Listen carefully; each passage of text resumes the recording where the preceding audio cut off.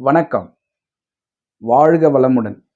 தென்னாட்டுடைய சிவனே போற்றி, எந்நாட்டவர்க்கும் இறைவா போற்றி. வெற்றிவேல் முருகனுக்கு அரோகரா.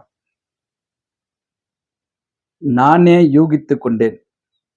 ஒரு விஷயம் நமக்கு தெரியலன்னா, அத தெரிஞ்சுக்கிறதுக்கு நம்ம முயற்சி பண்ணுவோம். எந்தெந்த வகையில முயற்சி பண்ணுவோம்? ஒண்ணு தெரிஞ்சவங்க கிட்ட கேட்போம். இல்லன்னா புத்தகம் படிச்சு தெரிஞ்சுக்கலாம். இல்லன்னா யாருன்னா வீடியோ போட்டிருந்தாங்க அப்படின்னா, அத பார்த்து தெரிஞ்சுக்கலாம். அ இது மாதிரி இதுதான் வழிமுறை. தெரியாத விஷயத்த தெரிஞ்சுக்கிறதுக்கு. இத வந்து மேனேஜ்மென்ட்ல டெல்பி டெக்னிக்ன்னு சொல்லுவாங்க. அ இந்த 3, 4 விஷயத்த நம்ம வந்து ஃபாலோ பண்ணி, ஒரு விஷயத்த நம்ம வந்து தெரிஞ்சுக்கிறோம். ஒரு பிசினஸ் ஆரம்பிக்கிறாங்க. அந்த பிசினஸ பத்தி அவங்களுக்கு தெரியாது அப்படின்னும்போது, அத தெரிஞ்சுக்கணும் அப்படின்ற வழிய வந்து அந்த மேனேஜ்மென்ட்ல ஒரு டெக்னிக்ஸ் வச்சிருப்பாங்க. அதுக்கு பேர் வந்து டெல்பி டெக்னிக்ன்னு சொல்லுவாங்க. ஸோ அதுபோல எல்லா விஷயமும் எல்லாருக்குமே தெரியணுன்ற ஒரு அவசியம் கிடையாது. ஒவ்வொருத்துக்கும் ஒவ்வொரு விஷயத்த நம்ம வந்து கேட்டு, அத நம்ம செய்யும்போது, அந்த பிசினஸ் வந்து சக்சஸ்ஃபுல்லா போகும். ஆம், அந்த வகையில ஒரு வீடு கட்டிட்டு இருக்கோம். ஆம், ஒரு வாஸ்து கன்சல்டன்ட்ட கூப்பிடுவோம். அதுக்கப்புறம் ஒரு இன்ஜினியர் கூப்பிடுவோம். அதுக்கப்புறம் ஒரு கொத்தனார். கொத்தனாருக்கு கீழ அவங்களுக்கு வந்து உதவியாளர்கள் இருப்பாங்க. ஸோ இதுதான் வந்து ஒரு வீடு வந்து ஒரு அழகான வீடு கட்டி முடிக்கிறதுக்கு உண்டான ஒரு ஆம், ஒரு ஒரு ஃப்ளோ சார்ட்ன்னு சொல்லலாம்னு வச்சுக்கோங்களேன். அ அப்போ அந்த மாதிரி எல்லா வேலையும் எல்லாருக்குமே வந்து தெரியாதுல்ல. இப்போ இன்ஜினியர் வந்து எப்படி வீடு கட்டலான்னு சொல்லுவாரு. அவரு இறங்கி வந்து வேலை செய்ய முடியுமா? வேலை செய்வாரான்னா, செய்ய மாட்டாரு. அவரு வந்து அவருக்கு வந்து மைண்ட் ஒர்க் தான் அவருக்கு. அந்த மைண்ட்லயே கால்குலேட் பண்ணி அவர் வந்து அந்த ப்ராஜெக்ட்ட வந்து செஞ்சு முடிப்பாரு. இப்போ அதுக்கு கீழ வேலை செய்றவங்க யாரு? கொத்தனார் இருப்பாங்க. கொத்தனாருக்கு அசிஸ்டன்ட். இவங்க 2 பேரும் தான் வந்து ஒரு வீட்ட வந்து கட்டி முடிச்சு, பிசிக்கலா வேலை செய்வாங்க அவங்க. அவங்க கட்டி முடிச்சு எப்படி இன்ஜினியர் பிளான் குடுத்திருக்காரோ, அத ஃபாலோ பண்ணி அவங்க வேலைய முடிப்பாங்க. ஆனா, இந்த கொத்தனாருங்கிறாங்க பாருங்க. அவங்க ஒரு 10 வீடு கட்டுவாங்க. இல்ல ஒரு 2 வீடு கட்டுவாங்க. ஒரு 3 வீடு கட்டுவாங்க.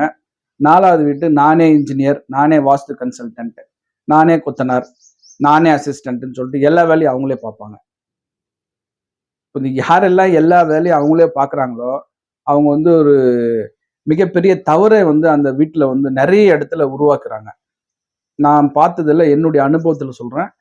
அந்த மாதிரி யாரெல்லாம் செஞ்சிருக்காங்களோ, இன்ஜினியரும் நானே, வாஸ்து கன்சல்டன்டும் நானே, கொத்தனாரும் நானே, அந்த அசிஸ்டன்ட் எல்லாமே நானே அப்படின்னு சொல்லி நெனைச்சு வேலை பார்த்தவங்க எல்லாருமே நெறைய தவறுகள் செஞ்சிருக்காங்க. ஸோ அந்த தவறுகள்லாம் யார பாதிக்கும் அப்படின்னா, நிச்சயமா அந்த கொத்தனார பாதிக்கும். அதுக்கப்புறம் அந்த வீட்ல வாழக்கூடியவர்கள பாதிக்கும். ஸோ இதெல்லாம் அவங்க அறியாமையிலே ஒரு 2 வீடு, 3 வீடு கட்டியாச்சுனாலே, எனக்கே எல்லாம் தெரியுன்ற ஒரு நெனப்புல அவங்க வந்து வேல பார்க்குறாங்க. அவங்க வேல பார்த்து நல்லா இருந்தாங்கன்னா, நிச்சயமா வந்து பாராட்டலாம். பட் தவறான அமைப்புல அந்த வீட்ட உருவாக்கி, அவங்களும் பாதிக்கிறாங்க. அந்த வீட்ல அவங்கள நம்பி அந்த வீட்டுக்காரங்களும் பாதிக்கிறாங்கன்னும்போது, இத நம்ப வந்து கொஞ்சம் சீர்தூக்கி பார்த்து, நமக்குண்டான வேலை என்னவோ, அத மட்டும் நம்ம செஞ்சுட்டு போணும். இதுக்கெல்லாம் ஒரு காலம் வந்து நம்மள அடுத்த கட்டத்துக்கு கொண்டுன்னு போகும். அப்ப அடுத்த கட்டத்துக்கு கொண்டும்போது, நீங்க அந்த கொத்தனார் வேலைய விட்டுட்டு, உங்களுக்கு என்ன இன்ஜினியரா போற விருப்பம் இருந்தா, நீங்க இன்ஜினியரா போங்க. இல்ல ஒரு வாஸ்து கன்சல்டன்ட் எனக்கு எல்லாமே தெரியும். நான் ஒரு 1000 வீடு கட்டி குடுத்துருக்கேன். இந்தந்த வீட்ல இந்த மாதிரி வீடு கட்டுனா, இந்தந்த அமைப்புல அவங்க வந்து வளர்ச்சி இருக்கும். அப்படின்னு நீங்க நெனைக்கும்போது, நீங்க ஒரு வாஸ்து கன்சல்டன்ட்டா நீங்க நிச்சயமா மாறி போலாம். அத விட்டுட்டு, ஒரு வீடு கட்டி, 2 வீடு கட்டி, நான் அதுக்கப்புறம் நானே எல்லா வேலையும் பார்க்குறேன்னு போனீங்கன்னா, அதாவது அரசன நம்பி புருஷன கைவிட்ட கதையா மாறிடும். ஸோ நீங்க கொஞ்சம் சூதானமா இருங்க. எல்லாம் எனக்கு தெரியும் என்று இருக்காதீர்கள். எல்லாம் தெரியும் என்று இருந்தால், அது நிச்சயமாக ஒரு பள்ளத்தில் நம்மளை கொண்டு போய் சேர்த்துவிடும். ஸோ எப்படி வந்து மேனேஜ்மென்ட்ல ஒரு ஒரு ஒரு பிசினஸ் எப்படி ஆரம்பிக்கணும்னு சொல்லிட்டு அவங்க வந்து சொல்லியிருக்காங்களோ, அது அது வந்து அந்த பிசினஸ் மட்டும் கிடையாது. ஒரு கம்பெனி நடத்துறவங்களுக்கு மட்டும் கிடையாது அந்த இந்த ஃபார்முலா. எல்லா வேலைக்குமே அந்த ஃபார்முலா வந்து ஒத்துப்போகும். ஸோ நீங்க என்ன வேலை செஞ்சாலும் சரி, அத டிஸ்கஸ் பண்ணுங்க. அதுக்கப்புறம் அதை நீங்கள் எக்ஸிக்யூட் பண்ணுங்க. நிச்சயமா அந்த வேலை வந்து சக்ஸஸ்ஃபுல்லாக முடியும். இந்த அற்புதமான தகவலை கொடுக்க உதவிய திருச்செந்தூர் பழனி முருகருக்கு என் மனமார்ந்த நன்றி. மீண்டும் ஒரு நல்ல வாஸ்து தகவலுடன் சந்திக்கின்றேன். ஆறிரு தடந்தோள் வாழ்க, ஆறு முகம் வாழ்க, வெற்பை கூறுசை தனிவேல் வாழ்க, குக்குடம் வாழ்க, செவ்வேள் ஏறிய மஞ்சை வாழ்க, யானை தன் அணங்கு வாழ்க, மாறிலா வள்ளி வாழ்க, வாழ்க சீர் அடியார் எல்லாம், வெற்றிவேல் முருகனுக்கு அரோகரா. வணக்கம். வாழ்க வளமுடன், எல்லாம் செயல்கூடும்.